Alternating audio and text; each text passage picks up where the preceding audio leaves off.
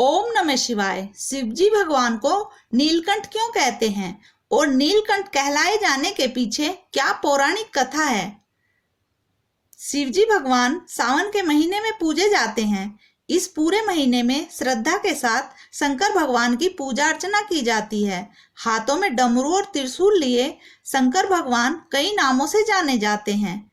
शंकर भगवान के नाम बहुत सारे हैं, जिनमें से कुछ नाम इस प्रकार से हैं, जैसे भोलेनाथ, शंकर, महेश, रुद्र, नीलकंठ। तो नीलकंठ भगवान को नीलकंठ क्यों कहते हैं? इसके पीछे एक पौराणिक कथा है। पुराणों के अनुसार देवताओं और राक्षसों के बीच एक बार अमृत के लिए समुद्र मंथन हुआ।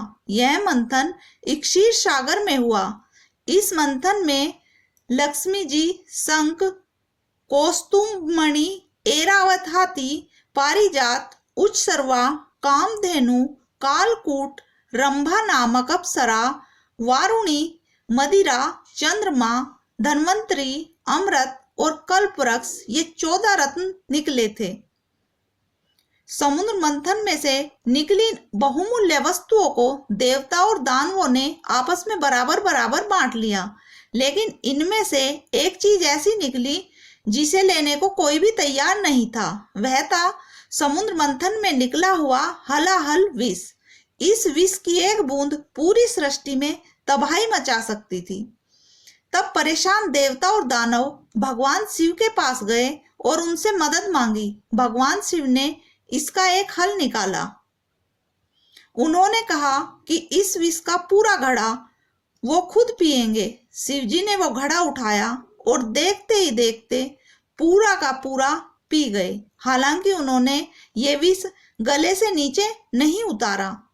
इस विष को उन्होंने गले में ही पकड़कर रखा। इस कारण शिवजी का गला नीला पड़ गया और तभी से उन्हें नीलकंठ कहा जाने लगा, जिसका अर्थ है कि नीले गले वाला। शिवजी ने सृष्टि की रक्षा के लिए इस जहर को पी लिया। भगवान शिव ने इस कृत्य को उनकी निस्वार्थता और मानवता के प्रति समर्पण का प्रतीक माना जाता है। देवों के देव महादेव त्रिमूर्ति में से एक हैं। भगवान विश्व रचयिता ब्रह्मा तथा संरक्षक देवता विष्णु हैं। शिव को संसार का विनाशक माना जाता है। उन्हें असीम, निराकार और तीनों देवताओं में सबसे बड़ा माना जाता है। उन्होंने इस संसार को बचाने के लिए समुद्र मंथन से निकले हलाहल तक को अपने कंठ में धारण कर लिया। क्या आपको पता है कि वह जगह इस संसार में कहाँ है? अमृत पाने की इच्छा में जब देव व दानव बड़े जोश और वेग से मंथन कर रहे थे, तो तभी समुद्र से कालकूट नाम का भयंकर विष निकला था। यह विष इतना विषैला था कि जब यह मंथन के दौरान निकला तो इसकी अग्नि से 10 दिशाएं जलने लगी। समस्त संसार में हाहाकार मच गया। देवता, राक्षस, ऋषि, मनुष्य, गंधर्व और यक्ष विष की गर्मी से जलने लगे। हर जगह हाहाकार देख और संसार को बचाने के लिए शिव भगवान ने विषपान किया था। जिस जगह भगवान ने विषपान किया था, वहां आज एक भव्य मंदिर स्थापित है।